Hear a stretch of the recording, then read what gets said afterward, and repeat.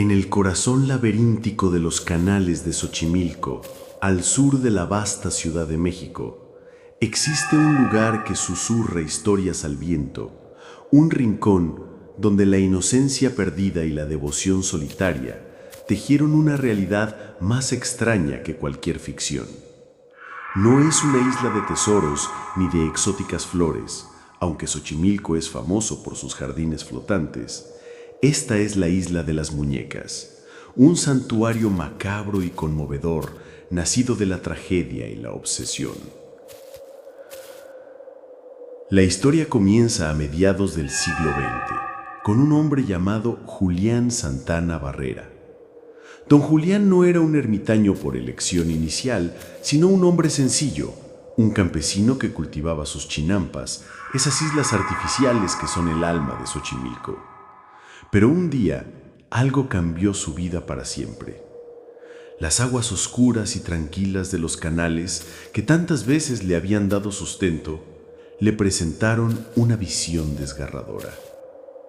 Cuentan los que conocieron la historia de sus labios o de los susurros que corrían entre los remeros de las trajineras, que don Julián encontró el cuerpo de una niña pequeña, ahogada, enredada entre los lirios acuáticos cerca de su chinampa. El impacto fue brutal, una herida profunda en su alma.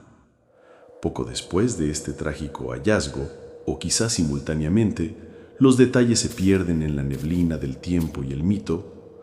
Una muñeca flotó hasta el mismo lugar, una muñeca vieja, con la mirada vacía y quizás un miembro faltante, como un eco silente de la vida truncada. Para don Julián, aquello no fue una coincidencia.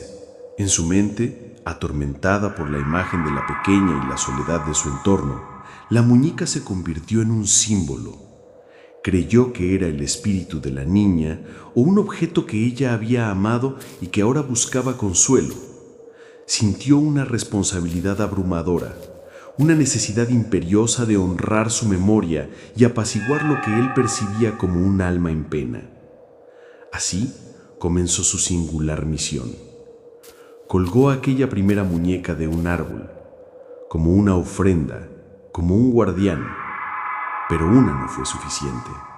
El espíritu de la niña, pensaba él, necesitaba compañía, necesitaba ser protegido de los malos espíritus que, según su creencia, acechaban en la oscuridad de los canales y la soledad de la noche. Los días se convirtieron en semanas, las semanas en meses y los meses en años. Don Julián empezó a recolectar muñecas. Al principio eran las que encontraba flotando en los canales, arrastradas por la corriente, olvidadas, desechadas. Luego comenzó a buscarlas activamente, intercambiando los productos de su huerto con otros habitantes de Xochimilco a cambio de más de estas figuras infantiles. No importaba su estado, rotas, sucias, sin ojos, con extremidades arrancadas o cabellos enredados. Cada una, para él, tenía un propósito. La isla comenzó a transformarse. Árboles, arbustos, las paredes de su humilde choza, todo empezó a cubrirse de muñecas, colgadas de cuerdas, clavadas en estacas, sentadas en nichos improvisados, muñecas de plástico, de trapo, de porcelana, grandes y pequeñas, algunas sonrientes de forma inquietante, otras con expresiones de perpetua sorpresa o tristeza. El sol, la lluvia y el tiempo hicieron su trabajo, decolorándolas, agrietándolas, cubriéndolas de mojo y telarañas, otorgándoles un aspecto aún más fantasmal. Los lugareños empezaron a ver a don Julián con una mezcla de temor, lástima y respeto. Algunos lo consideraban loco, un ermitaño excéntrico perdido en sus delirios. Otros, quizá, entendían la profundidad de su dolor y la peculiar forma en que había decidido canalizarlo. Pero todos mantenían una cierta distancia, observando desde sus trajineras cómo la isla se poblaba de esos ojos fijos y silenciosos. Don Julián vivió así durante casi 50 años. Su vida se entrelazó inseparablemente con la de sus muñecas. Hablaba con ellas, les cantaba, las cuidaba a su manera. Creía firmemente que lo protegían, no solo a él, sino también a la isla, y especialmente al espíritu de la niña que, según él, aún vagaba por allí. Para él no eran objetos inertes, sino guardianas, compañeras en su aislamiento autoimpuesto. La isla se convirtió en una leyenda local. Los remeros más audaces o aquellos que buscaban una emoción extra para los turistas a veces se desviaban de las rutas principales para señalar desde lejos la chinampa de don Julián, contando fragmentos de su historia, adornándola con detalles cada vez más escalofriantes. Se decía que las muñecas movían la cabeza por la noche, que susurraban entre ellas, que sus ojos te seguían mientras pasabas. Historias que, por supuesto, don Julián nunca desmintió. Quizás incluso las fomentaba como una forma de mantener alejada a la gente indeseada y proteger la sacralidad de su refugio. Él no buscaba fama ni atención. Vivía de forma austera, casi primitiva, sin electricidad ni servicios básicos. Las pocas personas que se atrevían a acercarse y hablar con él lo describían como un hombre parco, de mirada intensa pero no hostil. A veces, si los visitantes le llevaban más muñecas o alguna ofrenda, les permitía desembarcar brevemente y contemplar su extraña colección. Era, en cierto modo, el curador de un museo vivo y macabro, dedicado a una única y trágica memoria. Con el paso de las décadas, la cantidad de muñecas se volvió incontable.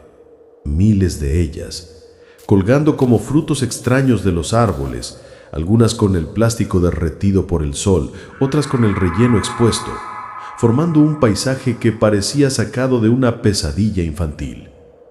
Cabezas de muñecas empaladas en estacas, torsos sin extremidades meciéndose con la brisa, ojos de vidrio que brillaban de forma inquietante bajo la luz de la luna. La atmósfera de la isla era densa, palpable. Incluso a pleno día, una sensación de quietud vigilante lo impregnaba todo. El sonido del viento entre las hojas se mezclaba con el crujido ocasional de una muñeca vieja al moverse o el golpe seco de alguna que caía de su percha. Era fácil imaginar que no estaba solo, que cientos de miradas plásticas te observaban desde cada rincón.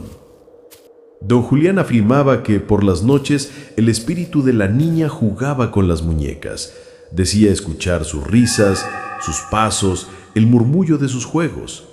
Para él era una confirmación de que su labor tenía sentido, que había logrado darle algo de paz y compañía a aquella alma perdida.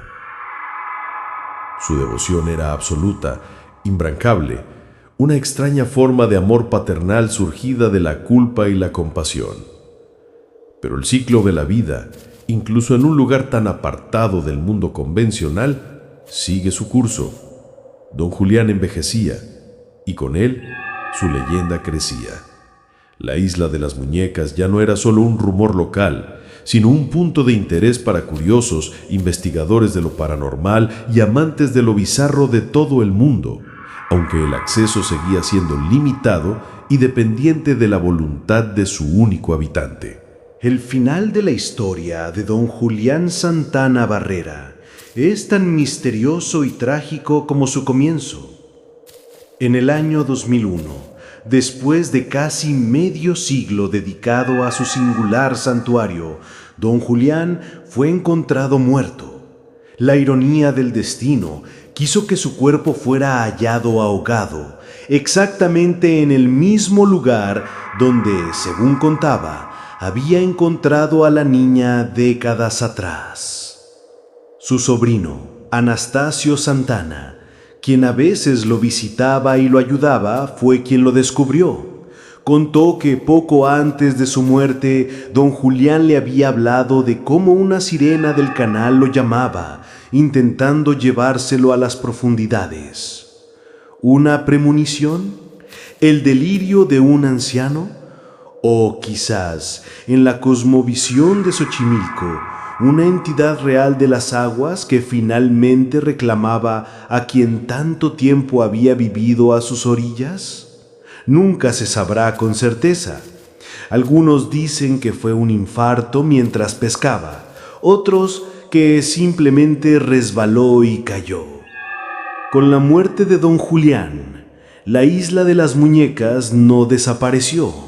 Al contrario, su leyenda se magnificó. Anastasio y luego otros familiares decidieron mantener la isla tal como la había dejado su tío, convirtiéndola en una atracción turística, aunque una de naturaleza muy particular. Ahora, las trajineras llevan visitantes con regularidad, gente que quiere ver con sus propios ojos el resultado de décadas de una obsesión tan extraña como conmovedora. Y las muñecas siguen allí, cientos, miles de ellas, mirando desde los árboles, desde el suelo, desde las paredes de la choza. El tiempo sigue haciendo su mella, añadiendo nuevas capas de decadencia y misterio. Los visitantes a menudo traen más muñecas como ofrenda, continuando, de alguna manera, la labor de don Julián. Hoy, la isla de las muñecas es un lugar que evoca una mezcla de fascinación y escalofrío. ¿Está realmente habitada por el espíritu de la niña ahogada? ¿O es el espíritu del propio don Julián el que ahora vela por su colección? Hay quienes afirman sentir presencias, escuchar susurros o ver cómo los ojos de las muñecas lo siguen. Otros simplemente ven un testimonio de la soledad humana, de la excentricidad y de cómo una tragedia puede marcar una vida de formas inimaginables. Lo cierto es que al caminar por esa pequeña isla, rodeado de esos rostros plásticos y silenciosos, es imposible no sentir algo, una tristeza profunda, una quietud expectante. Cada muñeca parece contar una historia, un fragmento del dolor de don Julián, un eco de la niña perdida. Es un monumento involuntario al luto, a la memoria y a la extraña forma en que el espíritu humano intenta dar sentido a lo incomprensible. La isla de las muñecas permanece como un faro oscuro en los canales de Xochimilco, un recordatorio de que a veces las leyendas más inquietantes no nacen de la fantasía, sino de las profundidades del corazón humano y de los misterios que las aguas tranquilas pueden llegar a ocultar. Y mientras el viento sople entre sus árboles y las muñecas sigan colgando, la historia de don Julián y su silenciosa compañía se seguirá susurrando generación tras generación.